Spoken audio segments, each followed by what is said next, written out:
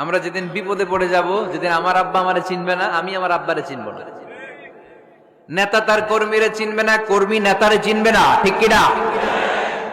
পীর সাহেব মুরিদরে চিনবে না, মুরিদ পীর সাহেবরে চিনবে না। স্বামী তার স্ত্রীরে চিনবে না, স্ত্রী তার স্বামীরে চিনবে না। নবী থেকে শুরু করে, অলি থেকে শুরু করে, শহীদ থেকে শুরু করে সবার মুখে একটাই জিকির, ইয়া নাফসি ইয়া নাফসি ইয়া নাফসি। আকাশের সূর্যটা যেদিন মাথার কাছে চলে আসবে, জমিনটা তামার জমিন হয়ে যাবে। সূর্যের তাপে মাথার মগজগুলো ভাতের মাড়ের মতো গলে গলে নাকের ছিদ্র, কানের ছিদ্র দিয়ে টপ টপ করে বেয়ে বেয়ে নিচে পড়বে। ওই কঠিন দিনে কেউ কাউরে চিনবে না। বিষ্ণু বললেন, ওই দোয়াটা আমি দুনিয়ায় করি নাই। আমি বদরের যুদ্ধে মার খেয়েছি, উহুদের যুদ্ধে দাঁত ভেঙেছি, আমি না খেয়ে পেটে পাথর বেঁধেছি। আমি যদি ওই দিন দোয়া করতাম, আল্লাহ দোয়া কবুল করে নিত, জান্নাতি খাবার দিয়ে দিত, আমার মায়ের খাওয়া লাগতো না, তায়েফে আমার রক্ত ঝরতো না, দোয়া করলেই কবুল। কিন্তু ওই দোয়াটা আমি দুনিয়ায় করি নাই। ওই দোয়াটা আমার জন্য, আপনার জন্য, আমাদের জন্য বিশ্বনবী জমা রেখে দিয়েছে। এজন্য বিশ্বনবীর চিন্তা আর আমাদের চিন্তা এক চিন্তা না। বিশ্বনবীর পুরা উম্মতের চিন্তা, কিয়ামত পর্যন্ত যত মানুষ আসবে সবাই আমার উম্মত, না জানি তাদের নসিবে কি হয়ে যায়। এই চিন্তার বোঝা বিশ্বনবীকে কাবু করে ফেলেছিল। আল্লাহ বললেন, নবী নো টেনশন, কোনো টেনশন নাই। আপনার এই চিন্তার বোঝাকে আপনার পিঠ থেকে আমি আল্লাহ নিজ দায়িত্বে সরিয়ে নিলাম। এজন্য আল্লাহ বললেন, আলাম নাশরাহ লাকা সাদরাকা ওয়া ওয়াদা'না আনকা বিজরাক আল্লাযী আনকাদা যাহরাক। যেই চিন্তার বোঝা আপনাকে কষ্ট দেয়, যেই চিন্তার বোঝা আপনারে পেরেশান করে তোলে, আপনার পিঠ থেকে ওই চিন্তার বোঝা নবী আমি সরিয়ে নিলাম। কি দিয়ে সরিয়ে নিল? কোরআনের আলো দিয়ে। আওয়াজ করে বলতে হবে, কি দিয়ে? বিশ্বনবী মক্কায় দেখতেন মূর্তির পূজা হয়। আল্লাহর ঘরের ভিতরে 360টা মূর্তির পূজা। বিশ্বনবী দেখতে পেলেন দুর্বলের উপরে সবলের অত্যাচার। বিশ্বনবী দেখতে পেলেন নারীদেরকে অত্যাচার করা হয়। কন্যা সন্তান হলে বাবা তার মেয়েটাকে নিয়ে জঙ্গলের ভেতরে ঢুকে কিংবা মরুভূমির ভেতরে যে জীবিত দাফন করে দেয়। ওয়াইদাল মাউউদাতু সুইলাত ওয়াদুল বানাত। বিশ্বনবী এগুলো দেখতেন চারপাশে। দেখে এই পথহারা জাতিকে কিভাবে উদ্ধার করবেন, কি দিয়ে উদ্ধার করা যায়, এই টেনশনে বিশ্বনবীর পিঠ বাঁকা হয়ে গিয়েছিল। উপমা বাঁকা হয়ে গিয়েছিল। বিশ্বনবী সব সময় পেরেশান থাকতেন। আল্লাহ বললেন, নবী টেনশনের দরকার নাই। হেরা গুহায় এমন একটা নূরের আলো দিয়ে আমি আপনারে আলোকিত করব, যার মাধ্যমে সব পেরেশানি দূর হয়ে যাবে। ألم نشرح لك صدرك ووضعنا عنك وزرك الذي أنقض ظهرك। আপনাকে পেরেশান বানিয়ে দেয় এরকম সব চিন্তার বোঝা আমি আল্লাহ সরিয়ে নিলাম। সুবহানাল্লাহ। দুইটা নেয়ামত শুনলাম। এবার 3 নম্বর নেয়ামত আল্লাহ বললেন, ওয়া রাফা'না লাকা যিকরাক। এই আয়াতটা মুখস্থ করতে হবে আজকে, আমার সাথে সাথে পড়েন, ওয়া রাফা'না লাকা যিকরাক। সবাই বলেন নাই, পড়েন, ওয়া রাফা'না লাকা যিকরাক ওয়া রাফা'না লাকা যিকরাক। নবী হে, আপনার সম্মানকে আমি আকাশচুম্বী করেছি। I have dignified your status high and high, the highest peak. আপনার মর্যাদা উঠাতে উঠাতে আকাশ বাতাস ছাপিয়ে, সাত আকাশ কাঁপিয়ে আরশের উপরে নিয়ে গিয়েছি। আপনার মর্যাদা আমার পরপরই, স্রষ্টার পরে পুরো সৃষ্টিকুলের উপরে বিশ্বনবীর মর্যাদা আছে না নাই? এজন্য আল্লাহ বললেন, ওয়া রাফা'না লাকা যিকরাক। ও নবী, আপনার মর্যাদা সম্মান আমি আকাশচুম্বী করেছি। আপনার সুনাম, সুখ্যাতি, মান, মর্যাদা আমি গোটা বিশ্বে ছড়াইয়া দেব। এই আয়াত যখন নাজিল হলো, কাফেররা হাসতে শুরু করলো। কাফেররা বলে, মোহাম্মদ বেটা বলে কি, ও জানে বাঁচবে কিনা ওইটাই তো সন্দেহ। আমরা যেই ষড়যন্ত্র পাকাচ্ছি, ও জানে বাঁচবে কিনা সে, এটাই সন্দেহ। তার নাম গোটা বিশ্বে ছড়াবে কি করে আমরা দেখে নেব। আল্লাহ বলেন, তোরা আমার নবীর সুনাম সুখ্যাতি ছড়ানোর ব্যাপারে বাধা তৈরি করবি, তোরা আমার নবীর ব্যাপারে অপপ্রচার চালাবি, তোদের অপপ্রচারকেই আমি আমার নবীর প্রচার মাধ্যম বানিয়ে দেব। তোরা করবি অপপ্রচার।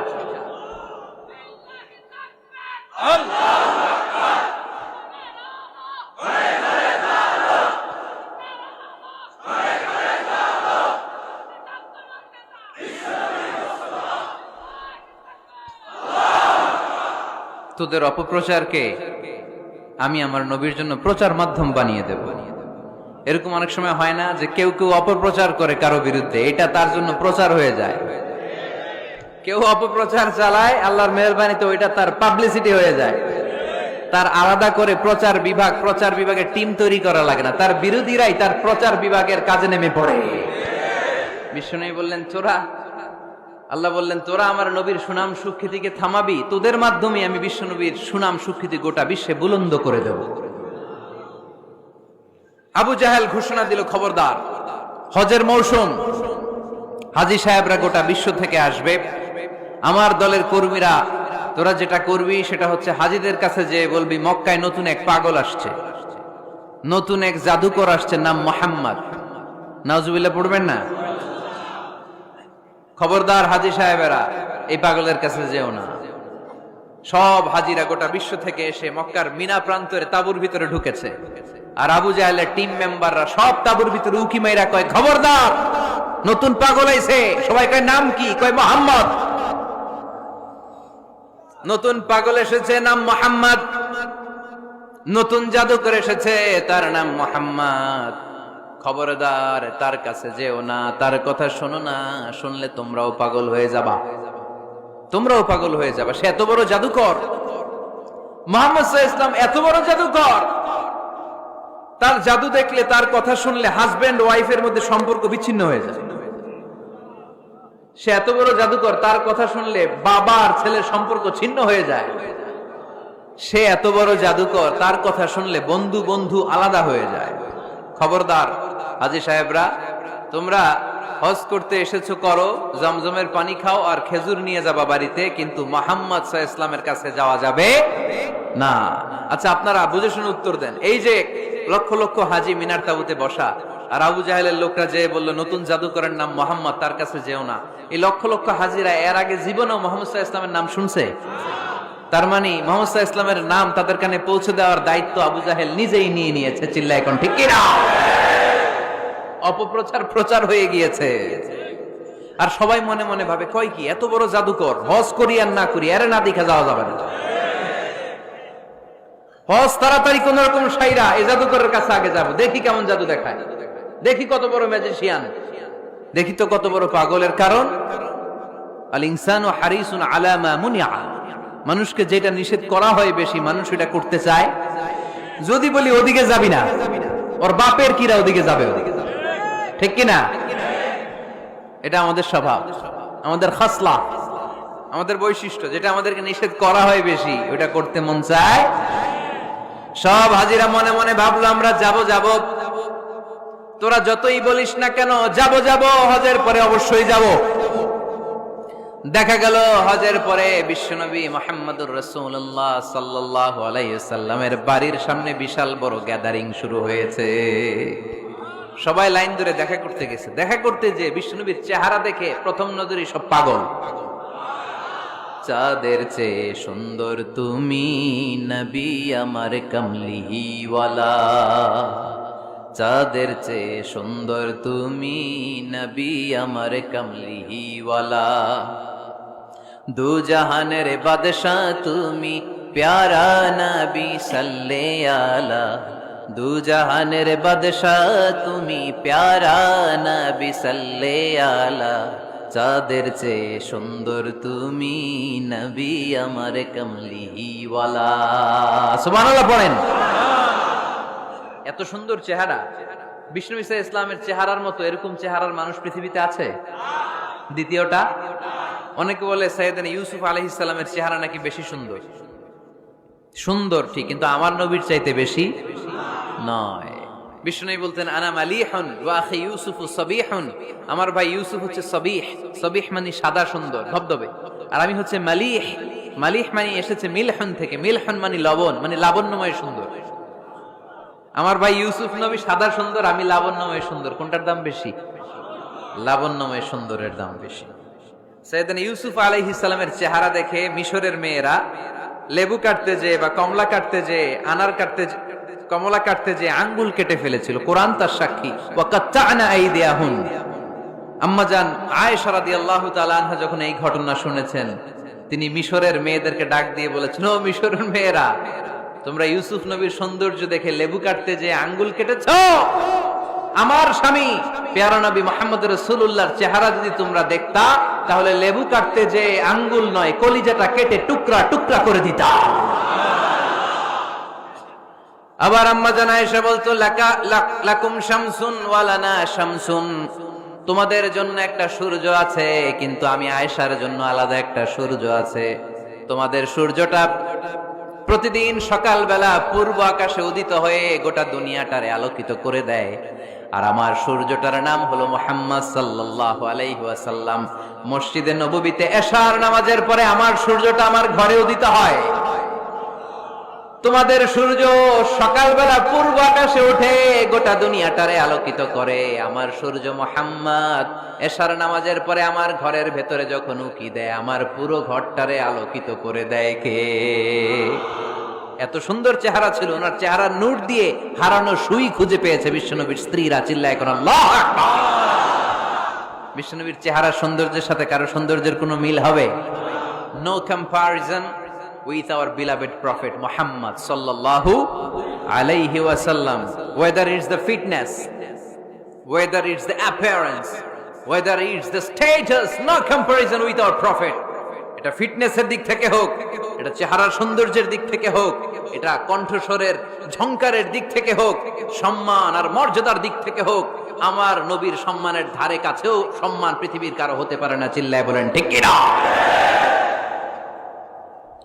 এজন্য আল্লাহ বললেন, ওয়ারাফা'না লাকা যিকরাক, নবী আপনার সম্মান বাড়াতে বাড়াতে আমি আকাশচুম্বী করেছি। লোকজন সব যে বিশ্বনবীর দরবারে লাইন ধরেছে, হাজিরা সব বিশ্বনবীর কাছে, যে চেহারা দেখেই কুপোকা, বাকি জিনিস তো পরে।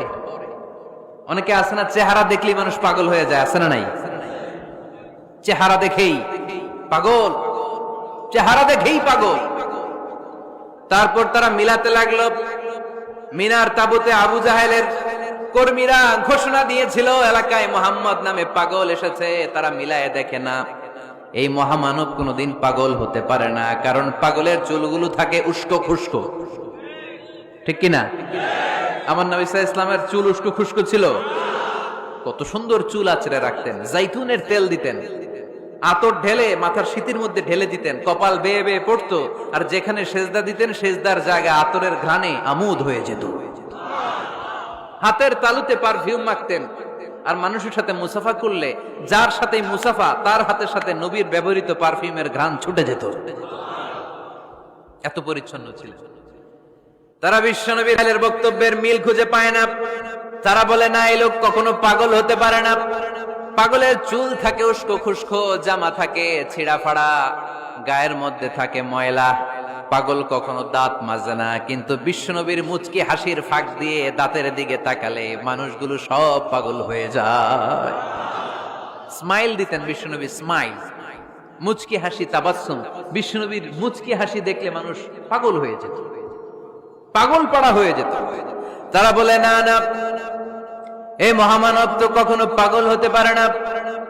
আবার মিলাতে লাগলো। আবু জাহেলের কর্মীরা বলেছিল এটা নাকি বড় জাদুকর, কিন্তু তারা বলে, না না, এই অসাধারণ লোকটা জাদুকরও হতে পারে না, সে তো কোনো মন্ত্র পড়ে না। জাদু করার জন্য মন্ত্র পড়ার দরকার আছে না নাই? বিশ্বনবী কি মন্ত্র পড়তো? বিশ্বনবী কি পড়ে শোনাতো? চিল্লায় বলেন, কি পড়ে শোনাতো? কোরআন শোনাতো। এত সুন্দর কণ্ঠ ছিল বিশ্বনবীর, পাগল হয়ে যেত মানুষ শুনতে শুনতে, পাগল পাড়া হয়ে যেত, বিমুগ্ধ হয়ে যেত। তারা সবাই বলতে আরম্ভ করলো, আবু জাহেল তুমি মিথ্যাবাদী, তবে তোমাকে ধন্যবাদ এরকম একটা মানুষের সাথে পরিচয় করিয়ে দেওয়ার জন্য। সুবহানাল্লাহ কইলেন না? আমরা মেনে নিতে পারলাম না সে পাগল নয়, জাদুকর নয়, সে হলো এই জামানার পয়গাম্বার। আমরা পড়ে নিলাম লা ইলাহা ইল্লাল্লাহু মুহাম্মাদুর রাসূলুল্লাহ সাল্লাল্লাহু আলাইহি ওয়াসাল্লাম। রাফা'না লাকা যিকরাক, নবী হে, এইভাবে আমি আপনার সম্মানকে বাড়িয়েছি। হাইসুমা যুকিরতু যুকিরতা মাই, নবী যেখানে আমার নাম নেওয়া হবে, আমার পর পর আপনার নামও নেওয়া হবে। পড়েন সুবহানাল্লাহ। যেখানে আমার আল্লাহর নাম তারপরে আমার নবীর নাম আছে না নাই? কালিমার ভেতরে লা ইলাহা ইল্লাল্লাহ আমার আল্লাহর নাম শোভা পায়, তারপরে মুহাম্মাদুর রাসূলুল্লাহ দ্বিতীয় বাক্যে আমার নবীর সুন্দর নামটা আছে না নাই? কালেমার মধ্যে প্রথমে আল্লাহর নাম, তারপরে নবীর নাম। হাইসুমা যুকিরতু যুকিরতা মাই। নবী কিভাবে আপনার মর্যাদা আমি বাড়াবো জানেন? যেখানে আমি ওইখানেই আপনি, যেখানে আমার নাম নেওয়া হবে তারপরেই সৃষ্টিকুলের মধ্য থেকে শুধু আপনার নাম নেওয়া হবে। সুবহানাল্লাহ পড়েন। আপনার উম্মতেরা গোটা বিশ্বে সালাত আদায়ের জন্য আজান দিবে, আজানের প্রথম 4 বাক্যে আমি আল্লাহর বড়ত্ব আল্লাহু আকবার, তারপরের 2 বাক্যে আমি ছাড়া কোনো ইলাহা নাই এটার সাক্ষ্য দেয়া হবে, তারপরের 2 বাক্যে সবাই সাক্ষ্য দিতে বাধ্য আপনি ছাড়া দুনিয়ায় আর কোনো শেষ রাসূল নাই। তার মানে আজানের মধ্যেও আমার আল্লাহর নামের পরে আমার নবীর নাম আছে না নাই? এরপর আমরা একামত দিয়ে জামাত শুরু করি। এই জামাতের আগে যে একামতটা দেই, এই একামতেও আল্লাহর নামের পরে আমার নবীর নামটা আছে না নাই? আল্লাহু আকবার, আল্লাহু আকবার, আশহাদু আন লা ইলাহা ইল্লাল্লাহ, আশহাদু আন্না মুহাম্মাদার রাসূলুল্লাহ সাল্লাল্লাহু। তার মানে আজানে আমার নামের পরে আপনার নাম, একামতে আমার নামের পরে আপনার নাম। নামাজের শেষে যখন আমরা শেষ বৈঠকে বসি সেখানে বিশ্বনবীর উপর দুরূদ আছে না নাই? তার মানে সব জায়গায় বিশ্বনবীর নাম নেয়াকে আবশ্যক করে দিয়েছে কে? নবী। হে, এই গোটা বিশ্বের ভেতরে সূর্য উঠবে, সূর্য ডুববে, শীত যে গ্রীষ্ম আসবে, দিন যে রাত আসবে, এক মুহূর্তের জন্য আপনার নামের আলোচনা থামবে না। চিল্লায় বলো ঠিক কিনা? রাফা'না লাকা যিকরাক, I have dignified your status very high, very high। অনেক উপরে নিয়েছি, আকাশ বাতাস ছাপিয়ে, 7 আকাশ কাঁপিয়ে আরশ পর্যন্ত আমি আপনার মর্যাদাকে বুলন্দ করেছি। এই পৃথিবীতে যত আসমানি কিতাব এসেছিল সবগুলো আসমানি কিতাবে বিশ্বনবীর নাম উল্লেখ করেছে কে? তার মানে তাওরাতের ভেতরে বিশ্বনবীর নাম আছে না নাই? ইনজিলে, জাবুর, সুহুফে ইব্রাহিম, সুহুফে মূসা, আল্লাযী ইয়াজিদুনাহু মাকতুবান ইনদাহুম ফিত তাওরাতি ওয়াল ইনজিল। ইহুদিরা খ্রিস্টানরা বিশ্বনবীরা মানতে চাইতো না। তারা বলতো মুহাম্মদ তোমার নাম তো আমাদের কিতাবে নাই। বিশ্বনবী বললেন পড়ো। তারা পড়তে পড়তে বিশ্বনবীর জায়গাটা লুকিয়ে রাখতো, যেখানে বিশ্বনবীর নাম ওরা এইভাবে ধরে রাখতো। বিশ্বনবী সাল্লাল্লাহু আলাইহি ওয়াসাল্লাম এক সাহাবাকে বললেন, আমি তো ওদের ভাষা বুঝি না, তুমি ওদের ভাষা বুঝে দেখো কোন জায়গায় চোরামিটা করে। প্রতিটা কিতাবের প্রতিটা পাতায় পাতায় বিশ্বনবীর নাম আছে না নাই? সাইয়েদনা আদম আলাইহিস সালাম থেকে শুরু করে ঈসা আলাইহিস সালাম পর্যন্ত যত নবী এসেছে সব নবী সুসংবাদ দিয়েছে যে একজন নবী আসবে, যেই নবী আসার মধ্য দিয়ে এই আম্বিয়া আলাইহিমুস সালাম পৃথিবীতে আসার যে ধারাবাহিকতা, এই সিলসিলা, এই চেইনকে আল্লাহ তাআলা কাট অফ করে দিবে। সাইয়েদনা আদম তার বংশধরদেরকে বলেছে, নূহ আলাইহিস সালাম তার প্রজন্মকে বলেছে, ইব্রাহিম আলাইহিস সালাম তার জেনারেশনকে বলেছে, মূসা আলাইহিস সালাম বনি ইসরাইলকে শুনিয়েছে। সর্বশেষ সাইয়েদনা ঈসা আলাইহিস সালাম এসে বলেছে, ইয়াতি মিন বাদি ইসমুহু আহমদ, আমার পরে এমন এক নবী আসবে তার নাম, চিল্লায় বলেন, আহমদ বড় বিশ্বস্ত, সে কোন বন্ধু বলো বেশি বিশ্বস্ত, সে কোন বন্ধু বলো বেশি বিশ্বস্ত, কার কাছে মন খুলে দেয়া যায়, কার কাছে প্রাণ খুলে বলা যায়, হওয়া যায় অতি আশ্বস্ত, তার নাম আহমদ বড় বিশ্বস্ত। সুবহানাল্লাহ পড়ে। ইয়াতি মিন বাদি ইসমুহু আহমদ, আমার পরে এমন এক নবী আসবে তার নাম হবে আহমদ। এই নবীর পরে আর কোন নবী আছে? চিল্লায় বলেন, লা নবিয়্যা বাদি ওয়ালা রাসূলা, আমার পরে কোনো নবীও নাই, আমার পরে কোনো রাসূলও নাই। তবে আমার পরে যদি নবী হওয়ার যোগ্যতা কারো থাকে, আমার উমরে ফারুক নবী হওয়ার যোগ্যতা রাখে। কোন নবী নাই, খাতামুন নবিয়্যিন, আমার পরে কোনো নবী নাই। তার মানে বিশ্বনবীর জীবনে 3 নম্বর নিয়ামত হলো রাফা'না লাকা যিকরাক। মর্যাদা আমি বাড়াতে নবী অনেক উপরে নিয়েছি। আবার আল্লাহ আমাদেরকে ডেকে বললেন, ও ইমানদার বান্দারা শোনো, আমি স্বয়ং আল্লাহ তাআলা আমার ফেরেশতা বাহিনী নিয়ে এই নবীর উপরে স্বয়ং আমি দুরূদ পড়ি। ইন্নাল্লাহা ওয়া মালাইকাতাহু ইউসাল্লুনা আলান নবী ইয়া আইয়ুহাল্লাযীনা আমানু সাল্লু আলাইহি ওয়া সাল্লিমু তাসলিমা। পড়েন, আল্লাহুম্মা সাল্লি আলা মুহাম্মাদ ওয়া আলা আলি মুহাম্মাদ কামা সাল্লাইতা আলা ইব্রাহিম ওয়া আলা আলি ইব্রাহিম ইন্নাকা হামিদুম মাজিদ। আল্লাহুম্মা বারিক আলা মুহাম্মাদ ওয়া আলা আলি মুহাম্মাদ কামা বারাকতা আলা ইব্রাহিম وعلى آل إبراهيم إنك حميد مجيد। চিৎকার করে পড়েন সুবহানাল্লাহ। এমন নবী যে নবীর উপর আল্লাহ নিজেই দুরূদ পড়ে, ফেরেশতারা পড়ে, এজন্য আমাদেরও পড়ার দরকার আছে না নাই? আবার আল্লাহ বললেন, নবী আপনি এমন নবী যেই নবীকে আমি হাউজে কাউসার দিয়েছি। লক্ষ লক্ষ নবীদের কাউরে কিয়ামতের দিন আমি হাউজে কাউসারের মালিক বানাবো না, শুধুমাত্র কেবলমাত্র একমাত্র আপনি ছাড়া। ইন্না আ'তাইনাকাল কাউসার ফাসাল্লি লিরাব্বিকা ওয়ানহার ইন্না শানিআকা হুয়াল আবতার। সুবহানাল্লাহ পড়ে। এই হাউজে কাউসারের পানি খেতে চান, পান করতে চান? বিশ্বনবী না দিলে খাইতে পারবো আমরা? হাউজে কাউসার পান করতে চান কারা? হাত তুলে দেখান।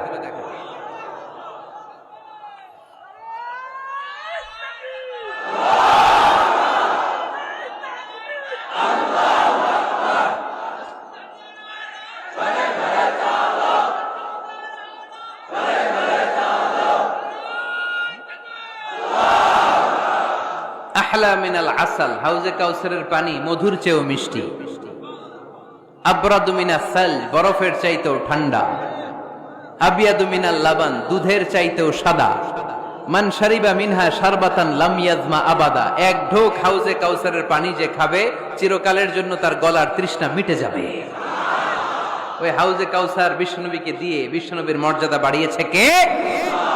আবার আল্লাহ বললেন, নবী পৃথিবীর অনেক নবীকে আমি নৈতিক বিজয় দান করেছি, কিন্তু সবাইকে আমি রাজনৈতিক বিজয় দান করি নাই। আপনাকে আমি এমন নবী করে দুনিয়ার বুকে পাঠিয়েছি, আপনাকে আমি নৈতিক বিজয় দান করেছি, পাশাপাশি রাজনৈতিক বিজয়ও দান করেছি। সুবহানাল্লাহ পড়ে। বিশ্বনবী একাধারে যেমনি মসজিদে নববীর ইমাম ছিলেন, পাশাপাশি মদিনার রাষ্ট্রের প্রেসিডেন্ট ছিলেন, ঠিক কিনা? তার মানে ইমাম বা নেতা এমন হওয়া দরকার যে নামাজও পড়াতে পারে, আবার সমাজও শাসন করতে পারে, ঠিক কিনা? এমন নেতার দরকার আছে না নাই? এজন্য বিশ্বনবী বললেন, রব্বি আদখিলনি মুদখালা সিদকিন ওয়া আখরিজনি মুখরাজা সিদকিন ওয়াজআলনি মিন লাদুনকা সুলতানান নাসীরা। ও আল্লাহ, আপনি আমারে সত্যতার সাথে মক্কায় রাখেন, বের করলেও সত্যতার সাথে বের করেন, আর আপনি আমাকে বিজয়ী শক্তি দান করেন। বিজয়ী শক্তি, রাজনৈতিক শক্তি বিশ্বনবী আল্লাহ তাআলার কাছ থেকে দোয়া করে চেয়ে নিয়েছেন। চিল্লায় বলেন ঠিক কিনা? রাজনৈতিক শক্তির দরকার আছে না নাই? দরকার আছে? তা আস্তে করে বললেন কেন? রাজনৈতিক শক্তি থাকার দরকার আছে না নাই? দেখেন, বাংলাদেশ সৃষ্টি হয়েছে কত সালে বলেন? কত সাল? বাংলাদেশের বার্থডে কবে? 1971-এ। এই 71 সালের পর থেকে আমাদের বাংলাদেশে সুদ আছে না নাই? কিন্তু সুদের বিরুদ্ধে ওয়াজ আছে না নাই? আলেম ওলামারা আজীবন সুদের বিরুদ্ধে ওয়াজ করছে। আমরা ওয়াজ আগে করতাম, এখন করতেছি, সামনেও করব, মাগার সুদ মরবে না। এর কারণ যেটা আইন করে প্রণয়ন করা হয় ওইটা ওয়াজ করে মারা যায় না, ওইটারে আইন করে নষ্ট করতে হয়। চিল্লায় বলেন ঠিক কিনা? আমি সারা জীবন সুদের বিরুদ্ধে ওয়াজ করলে সুদ যাবে না, কিন্তু দেশনেত্রী মাননীয় প্রধানমন্ত্রী যদি কালকে ঘোষণা দেয় বাংলাদেশের কোন ব্যাংকে ব্যাংকিং ফিনান্সিয়াল ট্রানজাকশনে কোনো সুদ চলবে না, তার পরের দিন থেকে বাংলাদেশে কোনো সুদ থাকবে না, চিল্লায় বলেন ঠিক কিনা? এজন্য সাইয়েদনা ওমর ফারুক বলতেন, ইন্নাল্লাহা লা ইয়াযাউ বিল কুরআন মা ইয়াযাউ বিস সুলতান। আল্লাহ মাঝে মাঝে ক্ষমতার মাধ্যমে এমন কিছু করে যেটা আল্লাহ কোরআনের মাধ্যমেও করে না, চিল্লায় বলেন ঠিক কিনা? কালকে যদি ঘোষণা হয়ে যায় 5 ওয়াক্ত নামাজ যদি না পড়া হয় 5 বেত, কয় বেত? চেয়ারম্যান না পড়লে চেয়ারম্যানের পিছনে 5 বেত, এমপি না পড়লে এমপির পিছনে 5 বেত। কথা বলেন। মাননীয় প্রধানমন্ত্রী যদি এটা ঘোষণা দিয়ে দেয় যে কালকে থেকে নামাজ না পড়লে 5 বেত, এটা সবার জন্য এই আইন। একটা বেনামাজি খুঁজে পাওয়া যাবে? সব কই দৌড়াবে মসজিদে, অজু থাকলেও দৌড়, না থাকলেও দৌড়। কারণ মায়ের উপরে কোনো ওষুধ আছে? কথা বলেন। কারণ মায়েরে ভিটামিন আছে, মায়েরে কি আছে? এজন্য ইন্নাল্লাহা লা ইয়াযাউ বিল কুরআন মা ইয়াযাউ বিস সুলতান। মাঝে মাঝে আল্লাহ ক্ষমতা দিয়ে এমন কিছু করে যেটা মাঝে মাঝে আল্লাহ কোরআন দিয়েও করে না। এজন্য অনেক নবীকে নৈতিক বিজয় দান করলো, বিশ্ব নবীকে শুধু নৈতিক বিজয় নয়, পাশাপাশি রাজনৈতিক বিজয়ও দান করেছে কে? 3টা নিয়ামতের ঘোষণা দিয়ে আল্লাহ বললেন, আলাম নাশরাহ লাকা সাদরাকা ওয়া ওয়াদা'না আনকা বিজরাক আল্লাযী আনকাদা যাহরাক ওয়া রাফা'না লাকা যিকরাক। পড়েন সুবহানাল্লাহ। নবী হে, আপনার মর্যাদা আমি অনেক বাড়িয়েছি। আপনার কথা শুধু মুসলমানেরাই বলে না, হিন্দুরাও বলে, আছে না নাই? গতকাল এক হিন্দু ভাই আমার হাতে হাত রেখে শাহাদা বাক্য পাঠ করে গাজীপুরে মুসলমান হয়ে গেছে। বিশ্বনবীর কথাগুলো যখন তারা শোনে, তারা নিজেদেরকে ধরে রাখতে পারে না। আপনারা মহাত্মা গান্ধীর নাম শুনেছেন? তিনি ভারতের অবিসংবাদিত নেতা। বিশ্বনবীর ব্যাপারে কমেন্ট করেছেন যে এরকম নেতা পৃথিবীতে আর দ্বিতীয়টা কখনো হবে না। মহাত্মা গান্ধী কি মুসলমান না হিন্দু? গোটা বিশ্বের খ্রিস্টানরা বিশ্বনবীকে নিয়ে এখন মাতোয়ারা।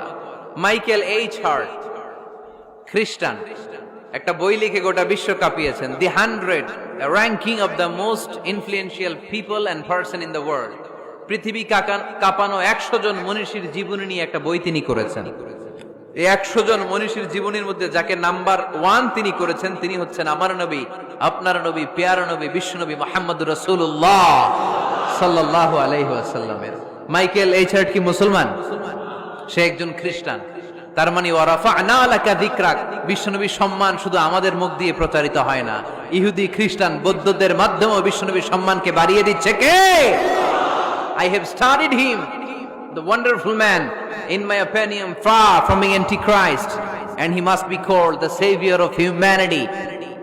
খ্রিস্টানরা বলছে আমরা এই মুহাম্মাদের জীবনী গবেষণা করে পড়েছি, তাকে খ্রিস্টান বিরোধী বলা তো দূরের কথা, তাকে মানবতার ত্রাণকর্তা বলতে হবে। তিনি গোটা বিশ্বের জন্য সুপারম্যান হয়ে পৃথিবীতে এসেছে।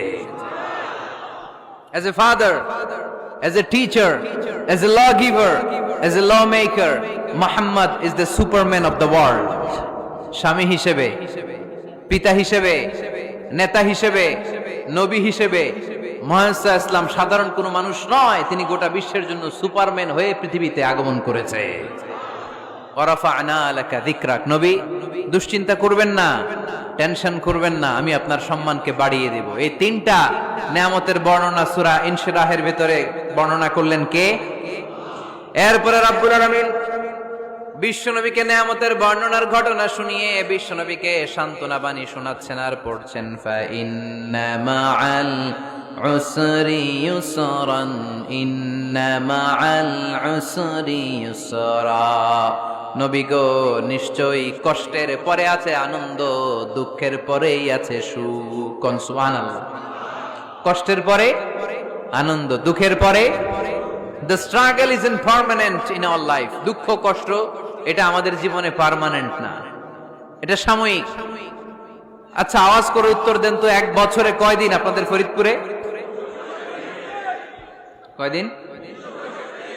365 দিন। গত 365 দিনে না খেয়েছিলেন কয়দিন? 20 দিন, 30 দিন। তার মানে অল্প কিছুদিন না খেয়েছিলাম, সারা বছরই খেয়েছিলাম, ঠিক কিনা? আচ্ছা, তো 365 দিনে অসুস্থ ছিলেন কয়দিন? 4-5 দিন। কিংবা 20 দিন, কিংবা 1 মাস, কিংবা 56 দিন, কিংবা 65 দিন, তার মানে বাকি 300 দিন আরামে ছিলাম কি ছিলাম না? তার মানে আমাদের জীবনে দুঃখ বেশি না আনন্দ বেশি? সুখ বেশি না কষ্ট বেশি? এজন্য আল্লাহ বললেন, খবরদার, মুমিন কখনো হেরে যায় না। মুমিনের হারাবার কিছু নাই। মুমিনের জীবনে যদি আনন্দ আসে, মুমিন শুকরিয়া করে, শুকরিয়া করলে সওয়াব আছে না নাই? আর মুমিনের জীবনে যদি দুঃখ আসে, মুমিন সবর করে, ধৈর্য ধরে, ধৈর্যেও সওয়াব আছে না নাই? তাহলে আমাদের সব দিক দিয়েই চলা। আনন্দের দিনগুলাতে শুকরিয়া করব, আর দুঃখের দিনগুলাতে ধৈর্য ধরবো, দুইটার মধ্যে সওয়াব আছে না নাই? এজন্য বিশ্বনবী বললেন, আজাবান লি আমরিল মুমিন, মুমিনের বিষয়টা খুবই আশ্চর্যের। ফাইন আসাবাতহু সাররাউন শাকারা, মুমিন যদি আনন্দে থাকে সে শুকরিয়া করে, শুকরিয়া করলে লাভ আছে না নাই? ওয়াইন আসাবাতহু দাররাউন সাবারা, আর দুঃখে পড়লে সে সবর করে, ধৈর্য ধরে, ধৈর্য ধরলে সওয়াব আছে না নাই? তার মানে আমাদের হারাবার কিছু আছে। মাঝে মাঝে আল্লাহ আমাদেরকে দুঃখ কষ্ট দিয়ে পরীক্ষা করতে চান, এগুলো আমাদের জন্য খারাপ নয়। এই দুঃখ কষ্ট বিপদ আমাদের কোমরকে সোজা করে, আমাদের পায়ের মাটিকে শক্ত করে, চিল্লায় বলেন ঠিক কিনা? প্রতিকূল পরিবেশে কিভাবে বাঁচতে হয় এই দুঃখ কষ্ট আমাদেরকে শিখায়। এজন্য মুমিন বান্দার বৈশিষ্ট্য হচ্ছে দুঃখ কষ্ট বেদনা জ্বালা এগুলোতে সে আপসেট হয় না, সে হাল ছেড়ে দেয় না, সে ভরসা রাখে একজনের উপর, চিল্লায় বলতে হবে তিনি কে? কারণ মুমিন জানে রাত্রি যত গভীর হয়, অন্ধকার তমানিসা ভেদ করে সুবহে সাদিক হয়। মুমিন জানে গর্ভবতী নারীর পেটের ব্যথা যেই দিন বাড়তে থাকে, ওই দিনই নতুন মেহমান আগমনের সময় ঘনাতে থাকে। মুমিন জানে তার জীবনে দুঃখ কষ্ট বিপদ যত বাড়তে থাকে, সুখের দিন কাছে আসতে থাকে। এজন্য মুমিনের হারাবার কিছু নেই। ফা ইন্না মাআল উসরি ইউসরা, ইন্না মাআল উসরি ইউসরা। নবী হে, কষ্টের পরেই আছে আনন্দ, দুঃখের পরেই আছে সুখ। আপনি সমস্যায় পড়েছেন, ওই সমস্যার সমাধানও আছে না নাই? এই পৃথিবীতে এমন কোন সমস্যা আছে যেটা সমাধান নাই? কথা বলেন। সমস্যা তৈরি করেছে কে? আবার সমাধানও দিয়েছে কে? Allah doesn't create a lock without its key. Allah কখনো চাবি না বানাইয়া ওইটার তালা বানায় নাই। কথা কন। তালাও যেহেতু আছে, ওই তালার চাবিও বানিয়েছে কে? মা আনজালাল্লাহু দাআন ইল্লা আনজালাল্লাহু লাহু শিফা। আল্লাহ দুনিয়ায় এমন কোন রোগ পাঠায় নাই যেই রোগের ঔষধ বানায় নাই, এমন কোন রোগ নাজিল করে নাই যেই রোগের কোন চিকিৎসা বানায় নাই, হয়তো সেটা আবিষ্কার হয় নাই। অনেকে ক্যান্সারের কথা বলতে পারেন যে হুজুর ক্যান্সার এমন রোগ, এই ক্যান্সার তার নাই কোনো অ্যানসার, কিন্তু বিজ্ঞানীরা বলতেছে এটারও অ্যানসার আবিষ্কৃত হচ্ছে। সুবহানাল্লাহ কইবেন না? কিছু কিছু ক্ষেত্রে হয়েও গিয়েছে। এজন্য দুঃখের পরেই আছে সুখ, কষ্টের পরেই আছে আনন্দ। এই দুনিয়াটাই এরকম, কষ্টের পরই আনন্দ। দেখবেন তারাবির নামাজ 20 রাকাত পড়তে কষ্ট লাগে না? কোমরে ব্যথা, হাঁটুতে ব্যথা, কিন্তু 20টা রাকাত যখন শেষ করে মসজিদ থেকে বের হই, একটা আনন্দ আছে না নাই? কষ্ট করে পরীক্ষার জন্য প্রিপারেশন নিলেন আপনি কয়েক মাস, কিন্তু ফলাফল যখন ভালো হয় তখন একটা আনন্দ আছে না নাই? সারাদিন রোজা রাখলেন রমজানে, কি কষ্ট, তৃষ্ণায় গলা ফেটে যায়, কিন্তু ইফতারির সময় যখন রুহাবজা শরবতটা খাই কেমন লাগে? একটা আনন্দ আছে না নাই? এজন্য আল্লাহ বললেন فَإِنَّ مَعَ الْعُسْرِ يُسْرًا إِنَّ مَعَ الْعُسْرِ يُسْرًا। ও নবী, কষ্টের দিন মক্কায় অল্প কিছু দিন, মদিনাতে আনন্দের দিন অপেক্ষা করছে। আমাদের জীবনে যদি দুঃখ কষ্ট আসে, আমরা ধৈর্য ধরবো, তাওয়াক্কুল করবো একজনের উপর, তিনি কে? কারণ আমরা বিশ্বাস করি কষ্টের দিন এটা চিরকালের জন্য নয়, সামনে আনন্দের দিন আমাদের জন্য সেট করে রেখেছে কে? তাহলে আমরা সূরাতুল ইনশিরাহ থেকে 3টা নিয়ামতের বর্ণনা শুনলাম, বিশ্বনবীকে কি সান্ত্বনা দেয়া হলো সেটা শুনলাম। এবার 2টা গাইডলাইন শুনে তাফসীর আমরা শেষ করব। শুনতেছেন? কষ্ট হচ্ছে তো উঠা বসা করতেছেন কেন? গাইডলাইন নাম্বার 1, ফাইদা ফারাগতা ফানসাব। নবী আপনি যখন অবসর হন, আপনি ইবাদতে মশগুল হন। ফানসাব ফিল ইবাদা, তাফসীর ইবনে কাসিরে এসেছে আপনি ইবাদতে মশগুল হন যখন আপনি অবসর পান। অবসর আল্লাহর দেয়া বড় নেয়ামত, এটা বিশ্বাস করেন? অবসর কিন্তু নেয়ামত। আমরা অনেকেই অবসর সময়কে কাজে লাগাই না, কিন্তু অবসর চলে যাওয়ার পরে যখন ব্যস্ত হয়ে পড়ি তখন বলি হায় রে, অবসরটা যদি কাজে লাগাইতাম। পরীক্ষার পরে 3 মাস ছুটি ছিল, এই 3 মাস অবসরে যদি পড়তাম তাইলে তো আজকে ভার্সিটিতে চান্স পেয়ে যেতাম, ঠিক কিনা? এজন্য বিশ্বনবীর আল্লাহ বললেন, নবী فَإِذَا فَرَغْتَ فَانصَبْ وَإِلَى رَبِّكَ فَارْغَب। মাদানী জীবনে, মাক্কি জীবনে, দাওয়াতি কার্যক্রমের পরে, রাষ্ট্রীয় কার্যক্রমের পরে যখনই আপনি অবসর পাবেন তখনই আপনি ইবাদত করেন, তখনই বেশি বেশি আল্লাহর কাছে দোয়া করেন। দোয়াটা খুব শক্তিশালী, কিন্তু আমরা অনেকে জানি না কি করে দোয়া করতে হয়। সিনসিয়ার দোয়া ইজ লাইক এ মিসাইল। আপনারা প্রায় পত্রিকায় শুনবেন আমেরিকা অমুক দেশে মিসাইল হামলা করেছে, শুনছেন? মিসাইল হামলা এমন হামলা, কত সেন্টিমিটার বেগে যে কোন জায়গায় অ্যাটাক করবে, যেখানে মারার কথা ওখানে পড়বে। ঠিক দোয়াটা হচ্ছে মিসাইলের মতো। আপনি যদি দোয়ার মতো দোয়া করতে জানেন, ওই দোয়াটাও জায়গা মতো যে ভেদ করবে। চিল্লা এখন ঠিক কিনা? কিন্তু আমরা দোয়া করতে জানি না, কি করে দোয়া করতে হয় এটা জানি না। বিশ্বনবীকে আল্লাহ বললেন, নবী ফাইদা ফারাগতা ফানসাব, যখন আপনি অবসর হবেন তখন আপনি দোয়া করেন, আল্লাহর কাছে চান। বেশি বেশি চাইলে খুশি হয় কে? তার মানে প্রথম ঘোষণা হলো ফাইদা ফারাগতা ফানসাব। প্রথম নির্দেশনা হলো, নবী যখনই আপনি অবসর পাবেন ইবাদত করবেন এবং দোয়া করবেন, বেশি বেশি আল্লাহর কাছে চাইবেন। 2 নাম্বার দিক নির্দেশনা হলো ওয়া ইলা রাব্বিকা ফারগাব, সব সময় আপনি আপনার আল্লাহর দিকে মনোনিবেশ করবেন। বিপদে পড়লে ডাকবো কারে? আমাদের অসুস্থতাকে সুস্থতায় পরিণত করে দিতে পারে কে? চাকরির জন্য পাগল পারা, চাকরি নাই, চাকরির ব্যবস্থা করে দিতে পারে কে? বিদেশে যেতে মনে চায়, পাসপোর্ট দিয়ে রেখেছি, ভিসা নাই, ভিসা লাগাই দিতে পারে কে? কিন্তু আমরা দুঃখ, কষ্ট, বেদনা কিছু একটা হইলেই সবার আগে আল্লাহরে শেয়ার করার আগে ফেসবুকে শেয়ার মেরে দিই। আছে না নাই? আপনাদের ফেসবুকে অ্যাকাউন্ট আছে নাকি? কার কার আছে দেখি?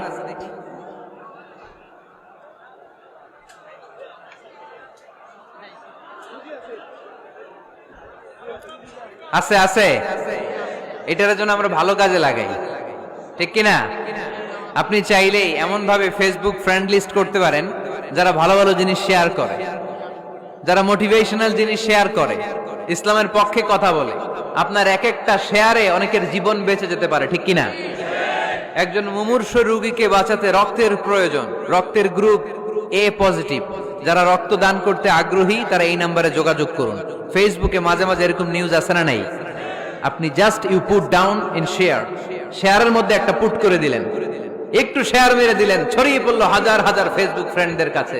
তাদের অনেকে ব্লাড দিতে আগ্রহী, সে তাড়াতাড়ি যে সেখানে ব্লাড ডোনেট করে আসলো। আপনার একটা শেয়ারের কারণে বেঁচে গেল অনেকগুলো প্রাণ। চিল্লা এখন ঠিক কিনা? রক্তদানের মতো শ্রেষ্ঠ ইবাদত হতে পারে? আমরা মনে করি শুধু জিকিরি ইবাদত, আমরা মনে করি শুধু নামাজি ইবাদত। রক্তদান, এক ব্যাগ রক্ত থেকে অনেক মানুষকে বাঁচানো যায়। এর মধ্যে আছে হিমোগ্লোবিন, এর মধ্যে আছে প্লাটিলেট, আছে প্লাজমা। রক্তে একটা উপাদান আছে প্লাজমা, নাম শুনছেন?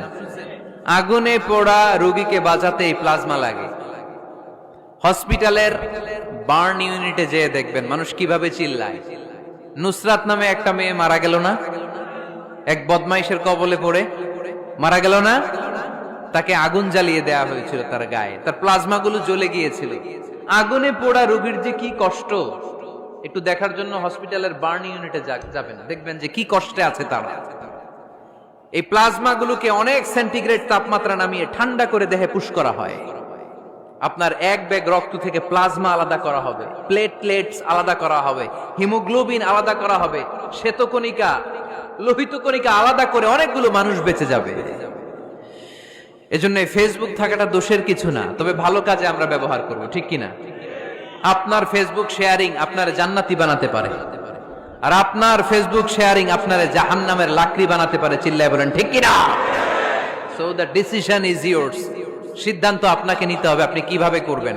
যে কোনো বিপদে ওয়া ইলা রাব্বিকা ফারগাব, কোন দিকে মনোনিবেশ না করে কার দিকে মনোনিবেশ করব?